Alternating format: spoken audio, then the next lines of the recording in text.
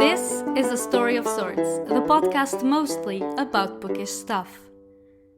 Hello everyone, Karina here again. On this third episode, I talk with Esmée de Heer. Esmée is a writer and the host of Bored to Death Book Club. I have asked Esmée about her love for books, her writing, and how to start and manage a book club, both in person and online. Have a listen. I don't know, I never know how to start this. Esmée, thank you for coming to the podcast. Esmée is the host of Bored to Death Book Club, and Bored to Death Book Club was actually the first book club I've been a part of. And although we never really talked about how a book club works, it helped me a lot in going forward to create other book clubs with friends and with Boss and Dion. So I decided to invite you to so that you can also explain to people if they want to start a book club, how they can do that. Before we get into that, I'd like to ask you some personal questions so people can get to know you. Yes. So, you're a writer. What do you write? Yeah. I write mostly genre fiction. I am a big fan of fantasy, and lately I've been discovering horror as well, so it's been really fun to experiment with those things. I've been writing a bunch of short stories the past year, and I am still re-editing a novel, because that takes forever. But yeah, mostly genre fiction now, yeah. And are you also writing horror, or do you write... I am starting to experiment with horror. I think that the novel I'm working on might be a little bit more towards the horror than the fantasy side. I've always liked fantasy, but then more like the darker side of fantasy, so not, knights, elves, going on adventures, but more... You go through a portal, you're in a different world, and things are not as they should be, or things are probably scarier, not always nice and Narnia-like. So it's more that side. So it's like dark fantasy kind of thing. Yeah. Urban fantasy as well. Yeah. Urban fantasy, dark fantasy. It's just too many genres, all kind of the same thing. Yeah, because it's funny because people usually ask, do you like science fiction and fantasy? And my first instinct, I don't know about you, but is to say no. Because when people talk science fiction, it's very technological and scientific, and I don't like that. But then you have Kindred. Yeah. And it's great. And then fantasy, you have like stories with ghosts and so on, and it's really great. But again, like the elves, I also don't... No, I'm not a fan of really high fantasy. I think it's really impressive always when people can create entire worlds, but I like more the weirder stuff, like Jeff Vandermeer, Annihilation, just kind of the looking into the strangeness of fantasy instead of really creating entire worlds. Yeah. And do you remember when you started reading? I started reading at a really young age. My family always had books. We had always a house filled with books, and my dad always took me and my two sisters to the library every Saturday. So I think we all just started reading as soon as we could. We learned to read, and when we always just had books, and we liked reading. We spent our time reading. So that was really just, I think, as early as we could. Yeah. So you don't have like this idea of when you became a reader, because you've always I was thinking about it, and I was like, I really don't remember the moment where it started. I remember that as soon as we learned how to read, I was already reading, and we were just continuously reading. Yeah. And did you have a favorite book as a child or as a teenager, or even both? I had not maybe a favorite book, but a favorite author or a favorite group of authors. And I think for Dutch kids or Dutch people my age growing up, we all had the same author, and it was Paul van Loon. I don't know if you've ever heard of him. Yeah. He was just the coolest author, and I loved all his books and all the books made in that Griezelgenootschap, which was just kind of the spooky horror thing again, which I grew up with. I loved those books. I was a really big fan of them. And then after, of course, Harry Potter, because that was also for everybody. So those were the big things, yeah. It's curious because I saw someone I follow on Instagram, also sharing a picture that they took with him. Yeah. And even though he's like a children's author, she still, was a big fan of him. Yeah. Because he was just such a big influence, I think, on many...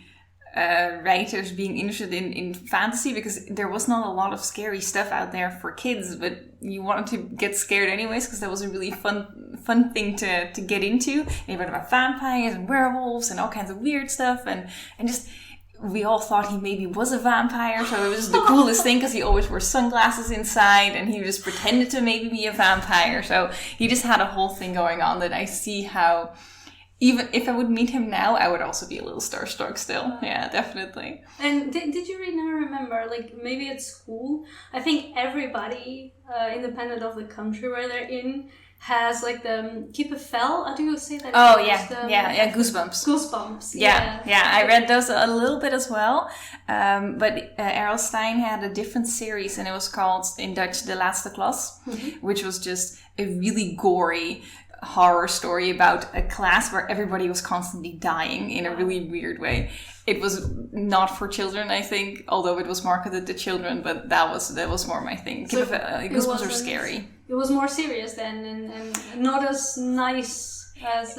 Yeah, and I think that Goosebumps was sometimes a little too scary, because they had like scary things with dolls that came alive, and that was just a big no-no for me. So I skipped those, and I went to, at least these are murders, and I can understand that a little better than things that are alive that shouldn't be. Less likely to happen as well. That someone's gonna murder than your doll. Yeah, yes, definitely.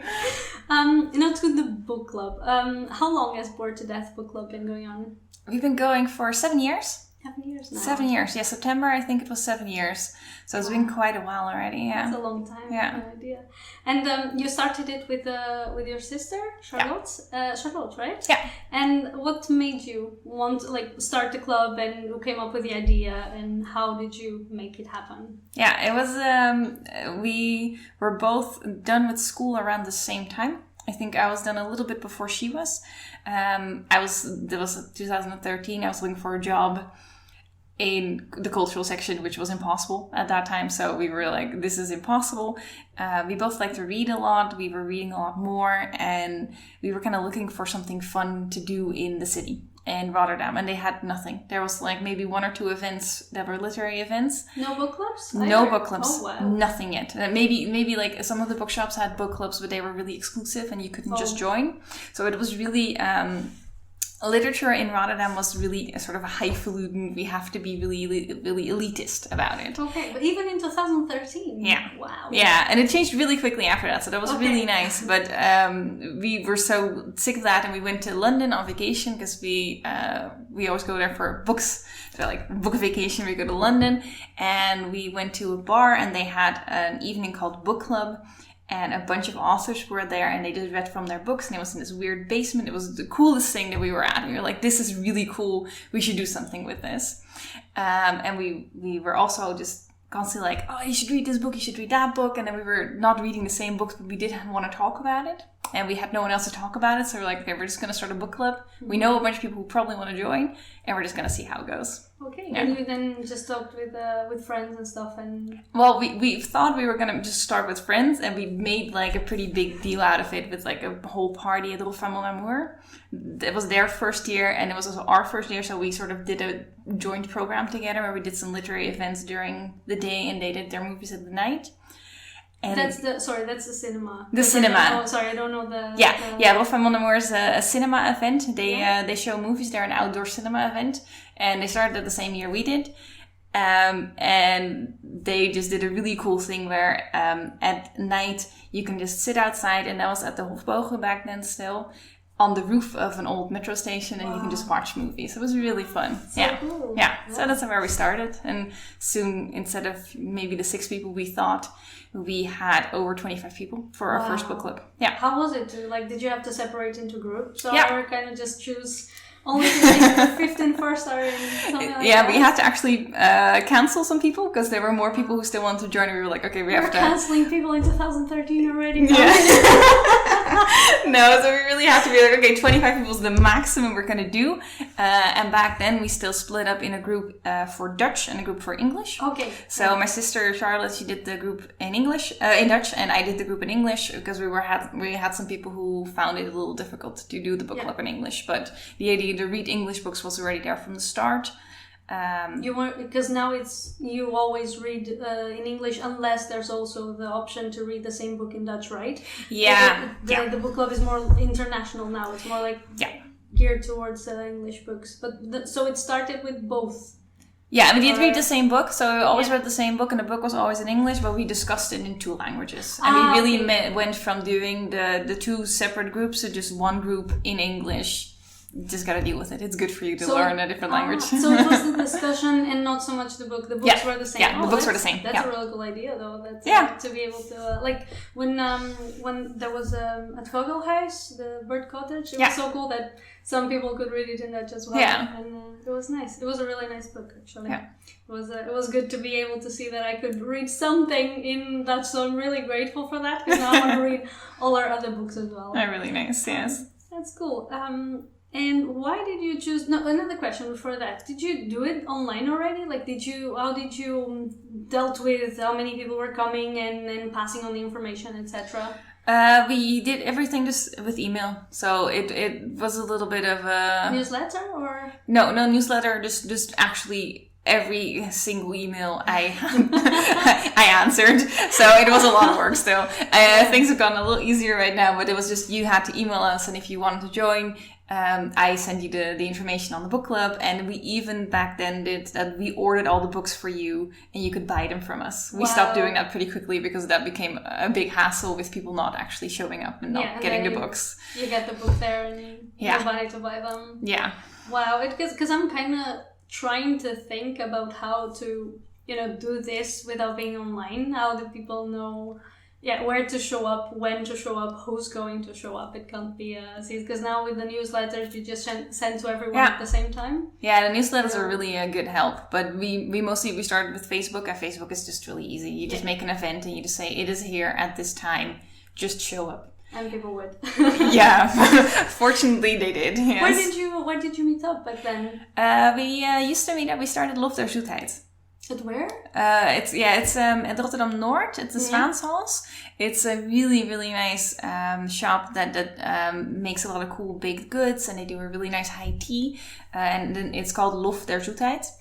It's just a really nice place. We started out there in the evenings. They were closed always in the evening, so they opened it for us specifically. Ooh. So we had the luxurious position of having a complete restaurant or small restaurant for ourselves.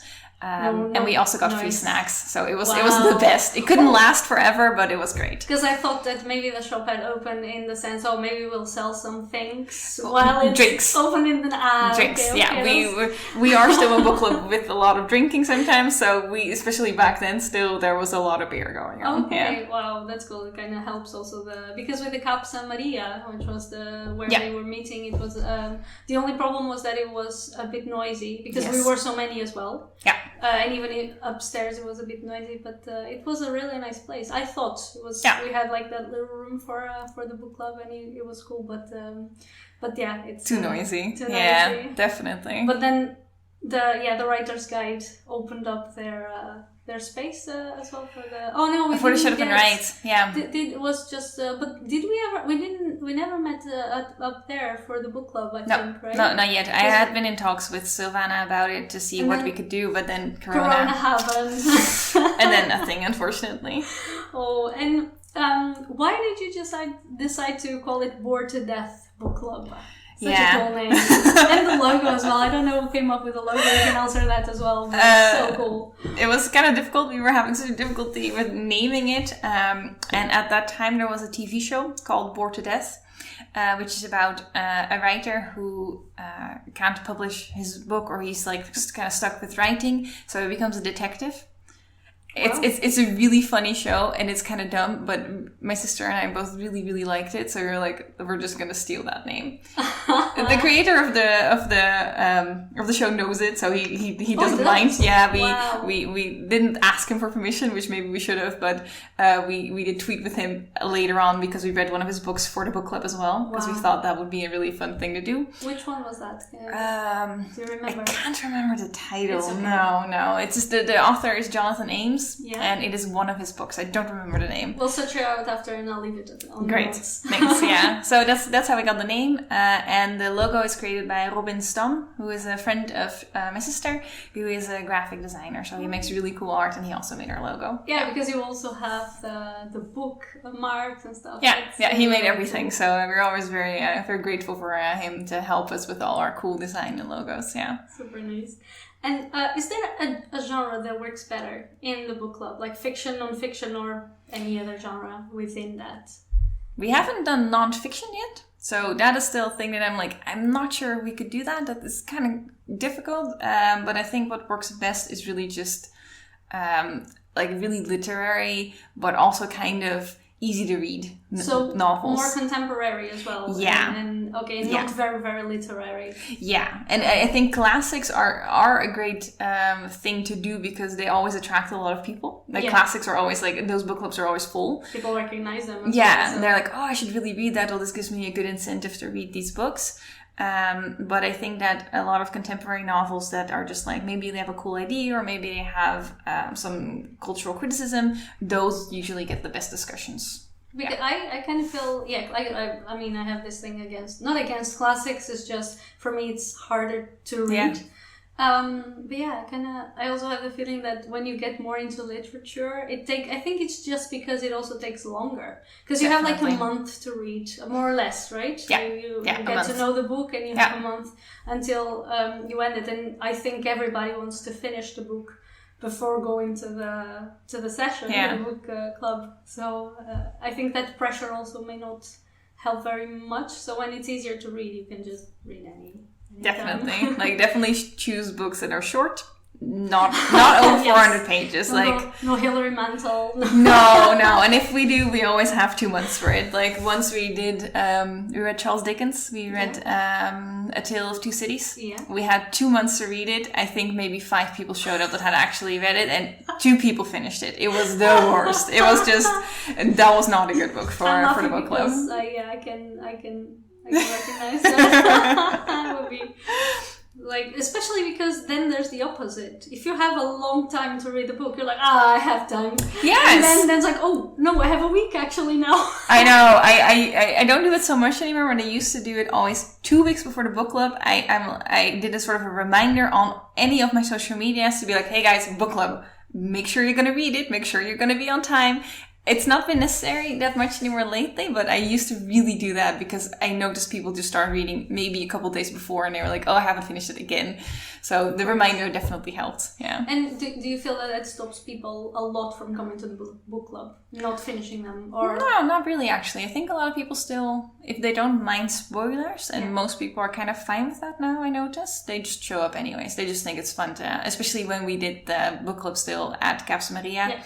It was just also a nice time to hang out and to talk about other stuff, so people didn't mind as much. Just go out and let others talk. Yeah, exactly. And do you feel a lot of difference between the book club now and when you started it, besides the Dutch and English groups and stuff? I think you can tell that the discussions become sometimes a little bit more based on themes. We have a bunch of people at the book club who've been there from almost the start. And you can really tell that those people kind of progress in how we talk about books. So I noticed for myself as well that I think about the literature differently than I did at the start. And it really helps with thinking of what questions to ask and how to talk about it to get an actual good discussion. So that is actually really nice. I think that helps, yeah. And it has to do as well with social justice, with people being more aware of the themes Definitely. Of the books, rather than just reading the book for the book. Yeah. I think that you really see a much more political discussion happening at every book club, and not always, it's not angry, just that people are more aware of reading books, especially books that are written a couple of years ago, that you're kind of this feels a little weird, or that wouldn't really work anymore right now, and you just look at it in a very different way. So I think that helped with a different discussion. Yeah. Okay.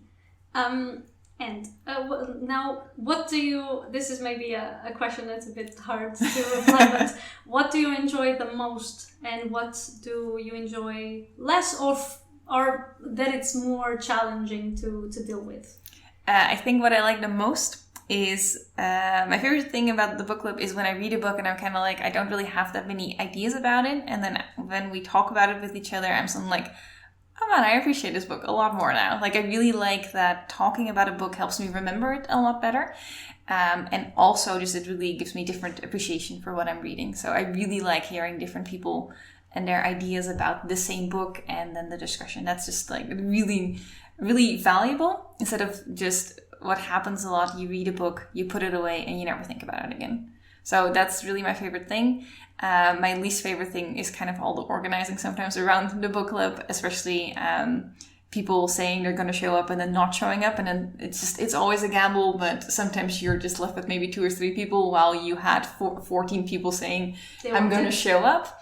So those things are just not always nice, but that's part of organizing anything. Because you also try, like, when there's a waiting list, you also try to, on the day, say, oh, there's an opening now. Exactly. But if people don't tell you anything until you're there, yeah, that's more challenging too. Yeah, it's frustrating when people just really don't show up or you just don't hear anything from them anymore. And I'm like, it's fine that you don't want to show up. Like, I don't mind that. It's just annoying if you do expect other people. And I have had one book club where we were just really with 3 people, which was a little sad. Then you're like, okay, well, this is uncomfortable. Luckily, it was someone I knew really well, so it wasn't so bad. But it was me, my sister, and then one of the book clubbers. And if that's someone who's new, who's never been there before, that's a really awkward position. Yeah, so it doesn't happen often, but those are kind of annoying things. And now that you talked about questions, do you usually prepare questions for the book clubs? Because like most of the other book clubs that I'm part of now, we don't do questions per se. Yeah. People just kind of talk. So what do you do? I always prepare it a little bit. I make sure that I read about it, that I do think of some questions to ask, and depending on how the conversation goes, I ask them or I don't. If it's just a really nice flowing conversation and I don't really need to interfere, then it's fine. Then it's basic fillers. Like if it's too quiet. Yeah, if you notice people are not saying a lot or they're just kind of like unsure what to talk about, then I'll throw in a question and I'll be like, well, what do you guys think about this? That's usually how I prepare. They're really for backup, not so much to really tick off the questions. Because I've seen, like, at the end of books especially, like, questions for the book club. Yeah. And it's like a whole list. Yeah. And I kind of wonder how it works when I don't know if you've ever been in a book club where they actually really do that, where they go through the questions with people. No, I've never done that. No, because I always ask myself about it, like, do people really go through the whole list of questions and they lead a book club like that? Because it kind of feels, maybe it works better, I don't know, but it kind of feels like it's stopping people a little bit from just saying what they think without any influence, because the questions are going to influence your replies and make you think about other things. Yeah, I think the nice thing of having a book club is also just hearing people talk and having them talk about the thing they want to talk about. And as a host, you do sometimes need to steer the conversation a specific way, especially if someone is talking for a long time or no one's responding to it. Someone not stopping enough. Yeah, or someone's like really trying to get in but doesn't really know how to start talking.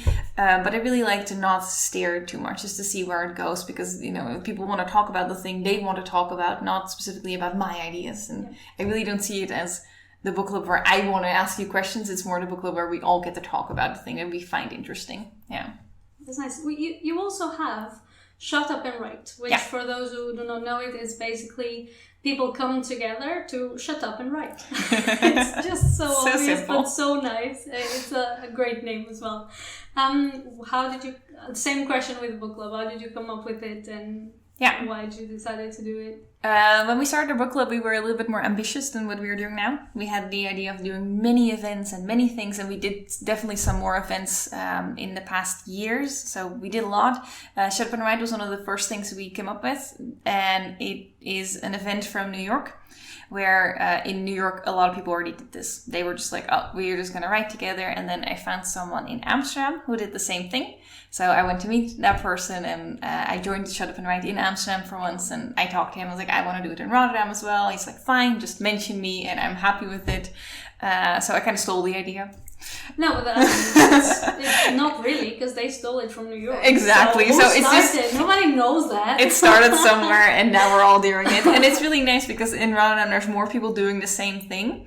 On Meetup you can find more Shut Up and Write sessions. I found a few. Which is really, they've never talked to me yet, so I don't know who they are, but I think it's really fun and it's happening a lot. And you saw it pop up everywhere in the Netherlands after that as well, so it was really fun. Yeah, I have the app. I mean, now I deleted it because the corona was just taking space on my phone, but I had the app, and sometimes I see that I was like, what? This was not the date. This is not the right Shut Up and Write. This is not the right. What were they talking about? And then I see the whole story, like, oh, okay, it's something. It's really someone else, different. But okay, so you decided, but was it also for yourself, because you knew you wanted to do this, and then did you know other people were interested in the same, in writing? together? I had some people, like my friends were writers also, so that was easy, and I often got them to just join, and then we were writing. Same thing, sometimes it happened that maybe 1 or 2 people showed up to the Shut Up and Write, so it's always difficult with that one. But I know a lot of people show up who I've never met before, and sometimes they come for a cycle and then they're there for a couple of weeks. Then I never see them again. Sometimes people come for 1 day and then I never see them again. But it has always been an event that people seem to really appreciate. So I've been doing it almost from the start. I stopped for a little while. So how long as well? Also, we started like immediately, so 7 years. I think we stopped doing it for a year, and now with Corona, I've really stopped doing it because online I find it a little bit more difficult. But I hope we can get back to it soon again. Yeah. And did you feel like most people they really want just a place to get out of the house and to be able to be in a place where others, in a sense, are going to hold them accountable unless they leave?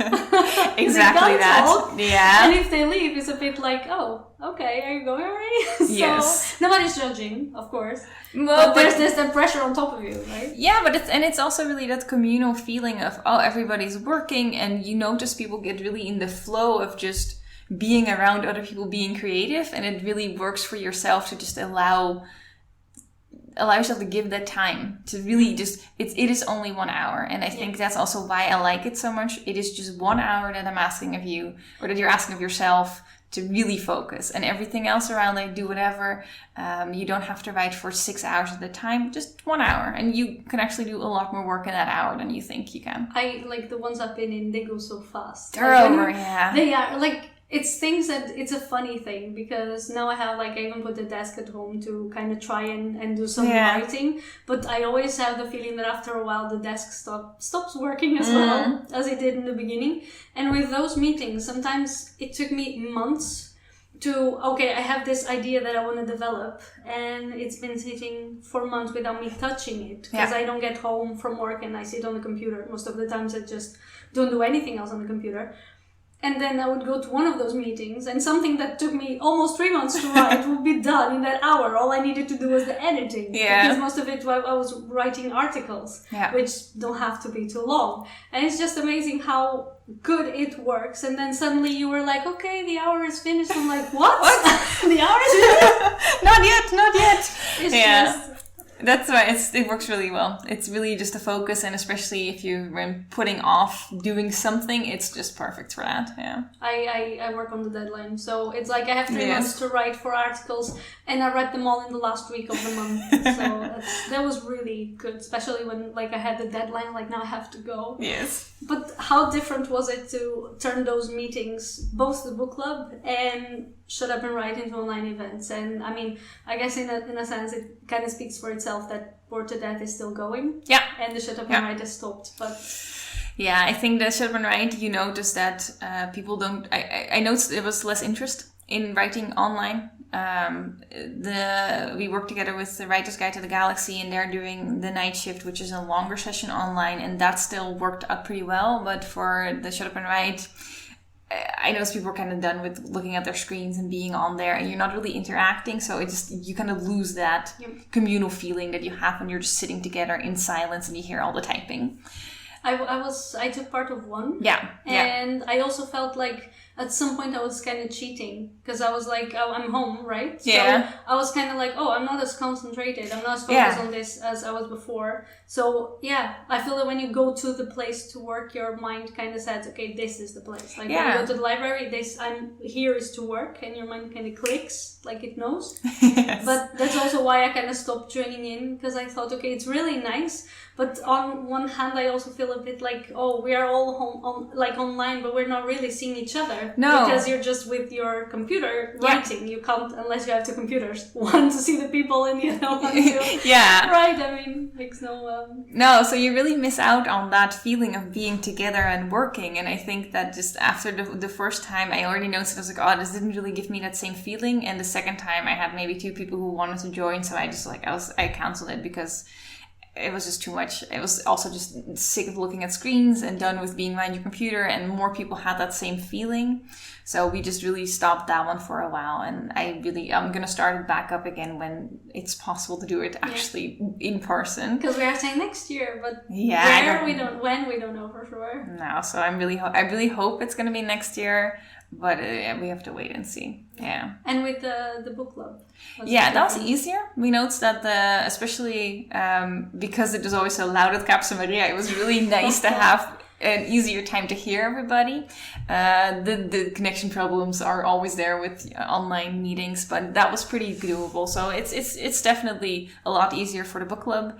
I think you still miss out on some of the easier talking that you do when you're in person, but it's definitely a lot more doable. Yeah. I mean, I've been joining when I can, and it's been fun. And in some ways, I think, especially in the beginning of the lockdown in March and April, it was so cool to just be able to be with a group of people again. And I'm saying this like from a place of someone who really enjoys being home and doesn't really miss too much being with other people. But it was just so nice to feel like you're part of something. Because when you are in the club, you do feel like you're part of something. And still be able to do it. That was like, wow, I'm part of something again. We didn't stop. I mean, it was really nice to do that. So I'm really glad that you're continuing to do it online. And what are you busy with at the moment? Are you writing something besides the book club? I mean, I've been working on short stories and trying to get some of those published. So that's always scary. So that's been what I've been working on most, and I want to get back into editing my novel again. So mostly short stories at the moment. Yeah. Anything you can tell us about that? Well, I'm really. I know you already talked a little bit about it. Yeah, no, I can tell you. I've been working on this short story that I recently sent to a magazine, and they sent it off to a second round of editing. So it's like it's all difficult with magazines, but you have like a slush pile, and then it's leased onto a second round where someone else still looks at it. So I was very excited about that happening for me. And it's a story about it's kind of like invisible cities from Italo Calvino. He creates weird, strange worlds where he just describes worlds that exist in different places, weird places. It's a really interesting world building exercise. So I did something similar with that, but then about climbing, because I like climbing. I climb, so that is a combination of fantasy and climbing that I got through there. Your hobby is like what you usually do. Like, do you want to talk more about that? Of course. Please. Yeah, no, I do bouldering, so not actually climbing. Bouldering is climbing on a wall that's 5 meters high.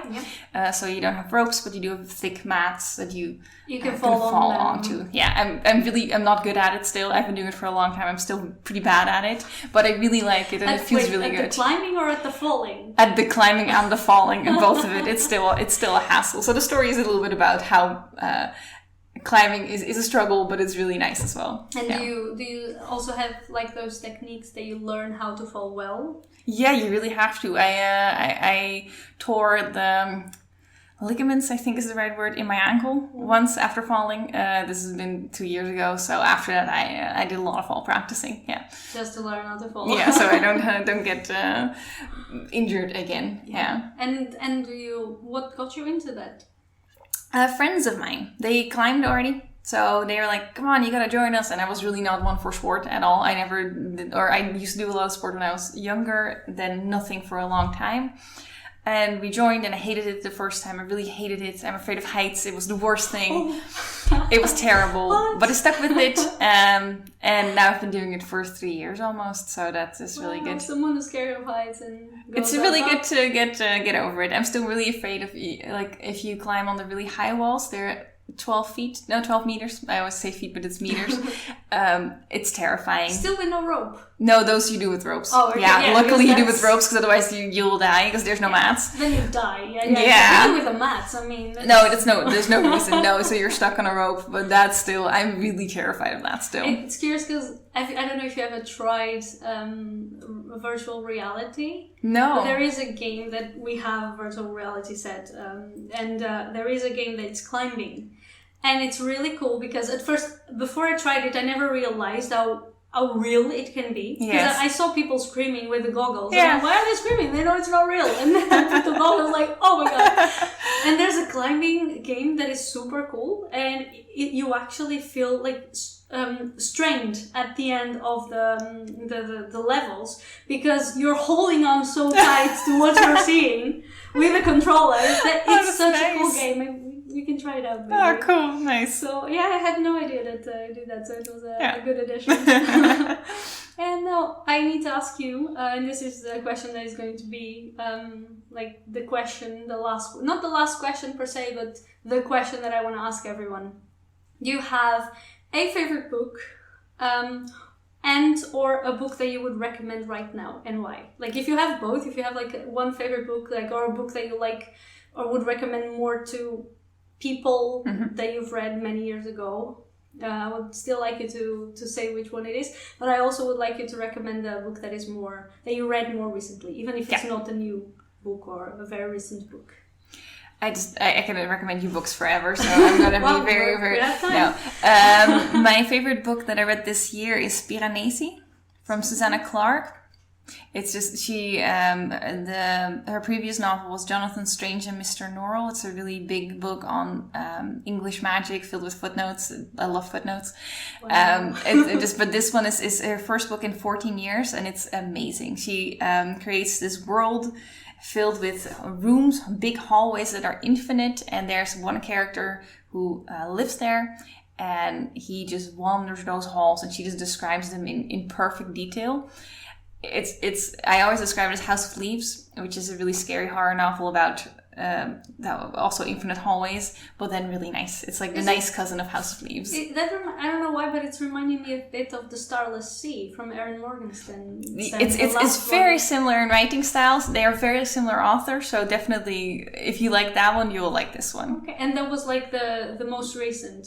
Yeah, that one was really. I read that one I think a couple months ago. It came out earlier this year. No, September it came out. Yeah, so it was really recent. So definitely one of my favorite novels already, and I loved it. Wow. Yeah. And the 10 Doors of January, have you read that? Yeah, also loved it. That a bit, yeah, right? yeah, also great. I haven't yet. Oh, but, it's great as well. Her writing is really, really good as well. Yeah, great. And do you have like a favorite? Or? An all-time favorite is, I think, when we were talking about Erin Morgenstern, I think The Night Circus is one of my all-time favorite novels. It's just, it's just, her writing is magical. I love it. I wouldn't say it is like my favorite, but it's definitely, I have like a top 5 that everybody is always like, you have a top 5? Can you actually choose 5? And that one is definitely on my top 5 books as well. Yeah, I think it's great. Though, The Starless Sea, I liked the whole environment and the whole, the mood that The Starless Sea puts in your head.